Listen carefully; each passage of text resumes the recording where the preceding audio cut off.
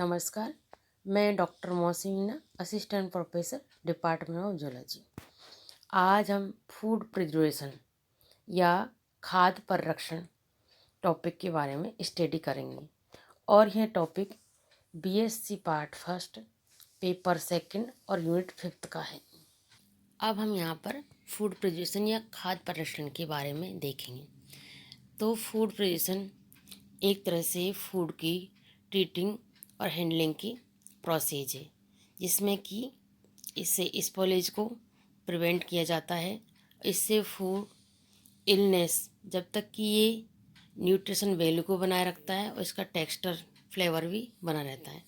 तो food preservation में food processing को भी शामिल किया गया है, जो कि माइक्रो ऑर्गेनिज्म की ग्रोथ को भी प्रिवेंट करता है और दूसरे जो माइक्रो ऑर्गेनिज्म हैं उनके ऑक्सीडेशन को स्लो करता है, जिससे रेंसिडिटी के कारण भी हो जाते हैं। अब हम देखेंगे मेथड्स ऑफ फूड प्रिजर्वेशन या खाद्य परिरक्षण की विधियाँ कौन कौन सी है। जैसे कि फूड प्रिजर्वेशन के अंतर्गत हमने देखा था कि जो माइक्रो ऑर्गेनिज्म हैं वो हमारे फूड मटेरियल्स होते हैं, उन पे इन्फेक्शन कर देते हैं और उन्हें दूषित कर देते हैं। इससे उनके टेस्ट में भी चेंजेस आ जाते हैं और उनमें स्मेल भी ख़राब सी आने लगती है। तो इससे क्या है कि जो फूड मटेरियल है वो खाने के योग्य नहीं रहते हैं। तो माइक्रो ऑर्गेनिज्म होते हैं, उनमें टॉक्सिन मटेरियल्स होते हैं, वो प्रोड्यूस कर देते हैं, जिनका कि हमारी बॉडी पे भी इफ़ेक्ट रहता है। इसलिए इनको रोकने के लिए ये मेथड्स दी गई है। फर्स्ट है हीट ट्रीटमेंट, सेकंड है लो टेम्परेचर प्रिजर्वेशन, थर्ड है ड्राइंग, फोर्थ है प्रिजर्वेशन बाय केमिकल्स और फिफ्थ है बाय ऑस्मेटिक प्रेशर और सिक्स है बाय रेडिएशंस और लास्ट है माइक्रोवाइल स्पॉइलेज ऑफ फूड। तो इन सभी मेथड्स का मेन एम क्या है कि इनका उद्देश्य कि बैक्टीरिया के जो इफेक्ट होते हैं उसको या तो ख़त्म करना या उन्हें किल करना, जिससे कि जो बैक्टीरिया उसकी ग्रोथ ही रुक जाएगी। तो फर्स्ट हीट ट्रीटमेंट या गर्मी द्वारा हम देखेंगे कि इसमें कैसे करते हैं। तो हीट ट्रीटमेंट में जो फूड मटेरियल्स है उसको प्रिजर्व करने के लिए ये एक सिंपल सी मेथड है और गर्म करने से फूड मटेरियल्स होते हैं उनमें जो बैक्टीरिया होते हैं वो ख़त्म हो जाते हैं। तो कुछ फूड मटेरियल्स को तो हीट वाटर में डुबो कर या हीट में रख कर ही उनमें जो बैक्टीरिया होते हैं उनको ख़त्म किया जाता है। लेकिन फिर भी इस मेथड में होता है कि ये माइक्रो ऑर्गेनिज्म होते हैं उनको ख़त्म करने के लिए अलग अलग ऊष्मा की और मात्रा भी और समय दोनों ही डिफरेंट हो सकते हैं हर एक ऑर्गेनिज्म के लिए। और सेकंड मेथड है लो टेम्परेचर प्रिजर्वेशन या निम्न ताप परिरक्षण। तो जैसे देखा कि कई सारे जो बैक्टीरिया होते हैं वो लो टेम्परेचर में भी मेटाबॉलिक एक्टिविटीज़ नहीं कर पाते, इसलिए लो टेम्परेचर भी फूड को सुरक्षित रखा जाता है। लेकिन कुछ माइक्रोऑर्गेनिज्म ऐसे होते हैं जैसे कि सूडोमोनास, वो लो टेम्परेचर पे भी लिविंग फॉर्म में रहता है और उसकी ग्रोथ और दूसरी जो एक्टिविटीज़ होती है वो बराबर होती रहती है और वो फूड को ख़राब कर देते हैं। जनरली हमने देखा कि रेफ्रिजरेटर में 5 से 6 डिग्री सेंटीग्रेड या इससे भी लो टेम्परेचर पर रखा जाता है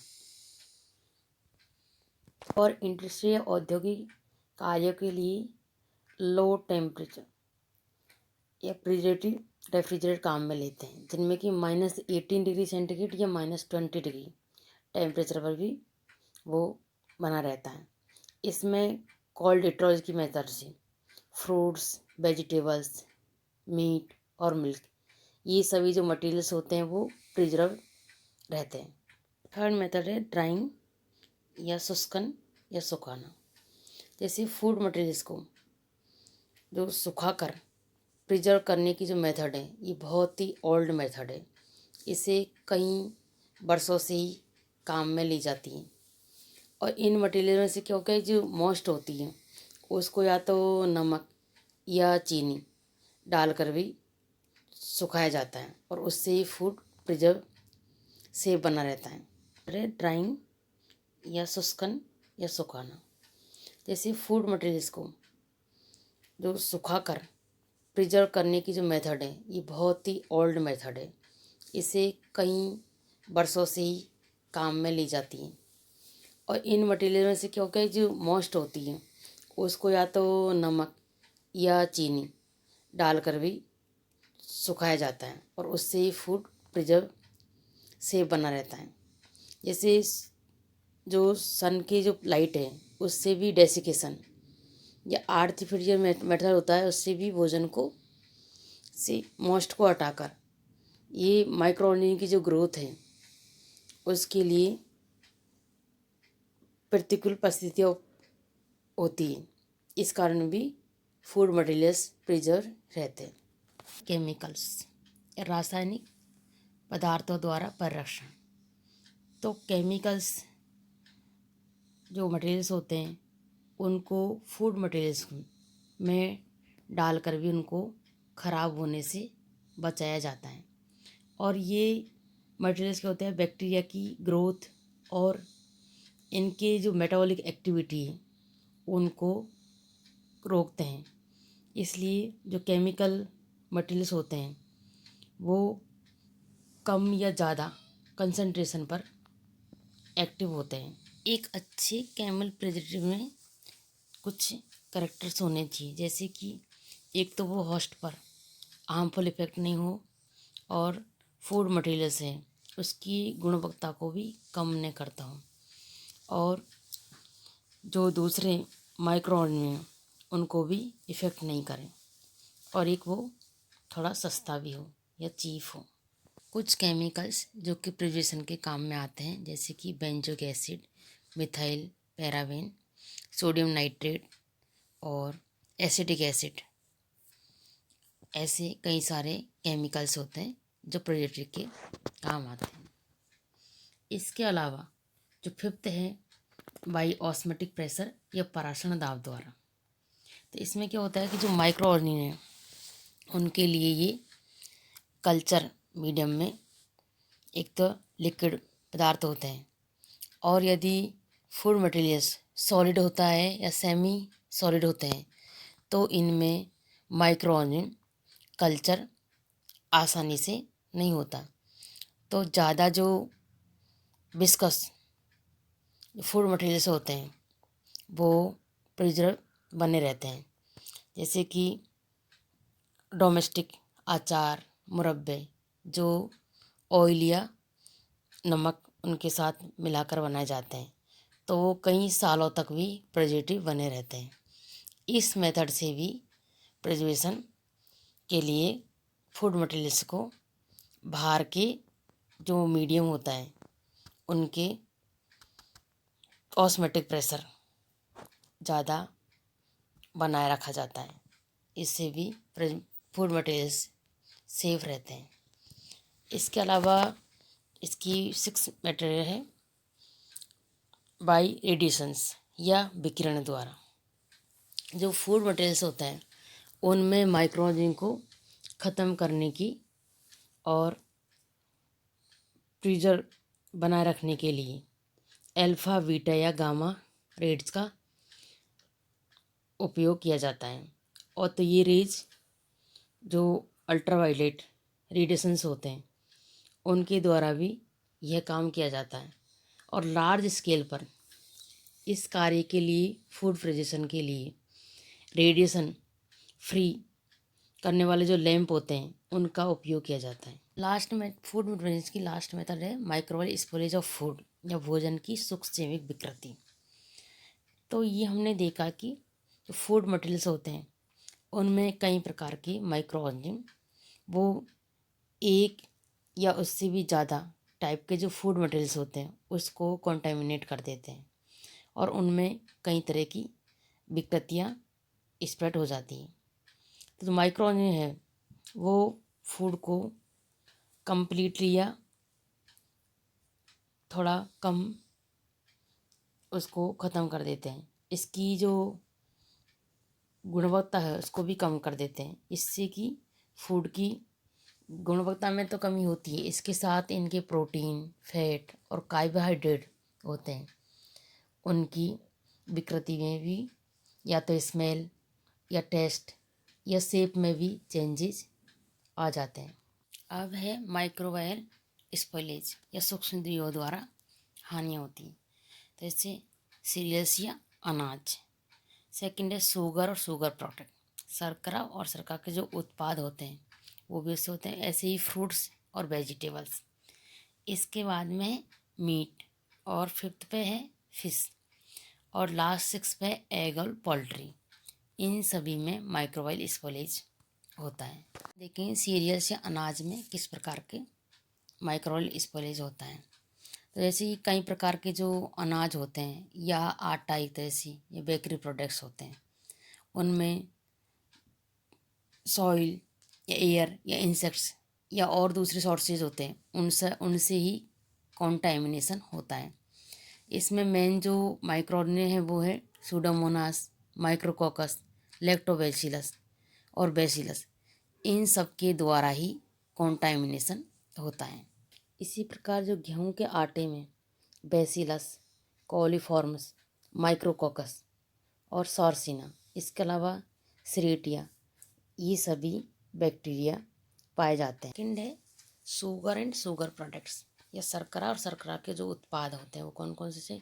शर्करा के जो शुगर प्रोडक्ट्स हैं जैसे कि शरबत, जैम, जेली, इनमें सूडोमोनास, फ्लेवोबैक्टीरियम और ल्यूकोनोस्टक, इसके अलावा बैसिलस, इस बीज के जो बैक्टीरिया होते हैं, और इनके अलावा ईस्ट जो होती है वो सैकरोमाइसिस और कैंडिडा स्पीसीज के जो माइक्रो ऑर्गेनिज्म हैं वो भी कॉन्टेमिनेट करते हैं। कई सारे जो शुगर प्रोडक्ट्स होते हैं वो विकृत होकर वो क्या करते हैं कि CO2 और अल्कोहल वे एसिड फॉर्मेट करते हैं, जिससे कि जैसे एग्जांपल के तौर पर हम देखते हैं कि हनी में एक स्पेसिफिक जो स्मेल आती है और उसका रंग भी थोड़ा डार्क हो जाता है। तो और कहीं जो मेडिसिन्स होती हैं उनमें भी शुगर प्रोडक्ट होते हैं, तो वो माइक्रोन द्वारा कॉन्टेमिनेट हो जाती हैं। बस फांस में तोड़ते समय या इकट्ठा करते समय या लान ले जाने के दौरान ही अगर इनमें कोई नोच आ जाए तो वो भी उससे भी कॉन्टेमिनेट हो जाती है और इससे वो ख़राब होने लग जाती है। तो ये फ्रूट्स और वेजिटेबल पे जैसे कि एरवेनिया कार्टोवेरा के इफ़ेक्ट से भी ये पिलप्लीसी भी सॉफ्ट हो जाती है, जिससे कि इनमें गंदी स्मेल आती है। ऐसे ही बोट्राटाइस साइनेरिया द्वारा कॉन्टेमिनेट होने पर ये सड़ने लग जाती हैं, और राइजोपस से कॉन्टेमिनेट होने पर ये इनमें धागे जैसे दिखाई देते हैं। इस प्रकार से फ्रूट्स और वेजिटेबल भी माइक्रोऑर्गेनिज्म द्वारा खराब हो जाती है। अब है इसके अलावा फोर्थ मीट या मांस। तो मीट के द्वारा जो जितने भी प्रोडक्ट्स बने होते हैं उनके ऊपर भी कई प्रकार के बैक्टीरिया वे मोल्ड प्रोड्यूस होते हैं, क्योंकि जैसा कि हमने देखा है कि बैक्टीरिया के कल्चर के लिए ये बहुत ही सुटेबल मीडियम होता है मीट। इनकी जो सरफेस होती है उन पर माइक्रो ऑर्गेनिज्म बहुत अधिक होते हैं। इसके अलावा इनमें जैसे माइक्रो ऑर्गेनिज्म जो कॉन्टेमिनेट करते हैं वो है क्लस्ट्रो क्लेडोस्पोरियम, स्पाइरोट्राइकियम, पियोट्राइकम और पेनिसिलियम। इसके अलावा म्यूकर और बैक्टीरिया में Pseudomonas, Micrococcus, Streptococcus, Sarcina, Lactobacillus, Salmonella, Escherichia और क्लस्ट्रोडियम भी बैसिलस इनके मेन बैक्टीरिया हैं। तो कॉन्टेमिनेटेड जो मीट होता है उनकी सरफेस होती है वो स्मूथ हो जाती है, जिनसे कि ये मीट का कलर भी चेंज हो जाता है। मीट का कलर तो चेंजेस होता ही है, इसके साथ ही मीट से लाइट प्रोड्यूस करने लग जाता है, और उससे के बाद में इसमें जो फैट मटेरियल्स होते हैं वो विघटित होकर वो भी एसिड में चेंज हो जाते हैं, और इसमें चेंज होने के साथ ही इसके मीट से दुर्गंध आने लगती है। जो फिश में जो कॉन्टेमिनेशन होता है वो वाटर्स होता है, क्योंकि ये हमने देखा कि ज़्यादातर या मेनली वाटर्स में ही फिशेज पाई जाती हैं। तो फिशेज पर जो माइक्रो ऑर्गेनिज्म होते हैं वो सुडोमोनास, एल कैलीजेंस, विब्रियो, माइक्रोकोकस, ये मेनली ये माइक्रो ऑर्गेनिज्म पाए जाते हैं। तो कॉन्टेमिनेशन ये लाने ले जाने के दौरान या उनको कट करने या रखने के दौरान भी हो जाता है। किंतु इसमें क्या होता है, जो हेलोफाइस होती है इसका रंग चेंजेस होने की जो रिएक्शंस करते हैं वो केमिकल प्रिजर्वेटिव जो फिशेज होती हैं वो उनमें वो ख़राब नहीं होती।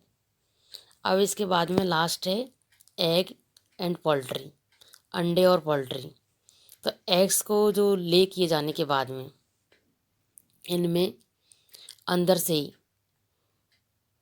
कॉन्टेमिनेट रहित होते हैं ये, लेकिन बाहर जैसे ये बाहर आते हैं तो उनके द्वारा ही कॉन्टेमिनेट हो जाते हैं। तो एयर में भी इनके कॉन्टेमिनेट होते हैं। एग्स के जो कवर हैं उन पर स्ट्रेप्टोकोकस, स्टेफिलोकोकस और माइक्रोकोकस, इसके अलावा सार्सिना और सूडोमोनास, ये कुछ स्पीसीज के बैक्टीरिया होते हैं जो कि इनके को कॉन्टामिनेट करते हैं। ऐसे ही मोल्ड भी एग्स पर या ये एग्स से बने जो मटेरियल्स होते हैं जैसे केक, पेस्ट्री, आमलेट, इन पे पाई जाती हैं और इन्हें लो टेम्परेचर पर रख कर भी इनको सेफ रखा जाता है। तो ये हमने देखा कि पोल्ट्री पर कॉन्टेमिनेट मीट की तरह ही होता है। तो पोल्ट्री की जो बॉडी सरफेस है उस पर माइक्रोऑर्गेनिज्म होते हैं जो कि कॉन्टेमिनेट उत्पन्न करते हैं और इनमें जो कॉन्टेमिनेट करते हैं उनमें है एंटेरोबैक्टर, इसके अलावा बेसिलस, एशरिकिया और सूडोमोनास, स्टेफिलोकोकस, प्रोटियस व साल्मोना, ये मेनली माइक्रोऑर्गेनिज्म हैं। तो मीट के जो प्रिजर्वेशन की जो मेथड है इन्हें भी सेफ रखने में उपयोगी होती है। जैसे कि वाटर में क्लोरीन मिलाकर भी डीप फ्रीज रखने में भी कई प्रकार के जो फूड मटेरियल्स होते हैं उनको प्रिजर्व रख सकते हैं। सभी को धन्यवाद। इस प्रकार आज का हमारा टॉपिक फूड प्रिजर्वेशन या खाद्य परिरक्षण कंप्लीट हो चुका है।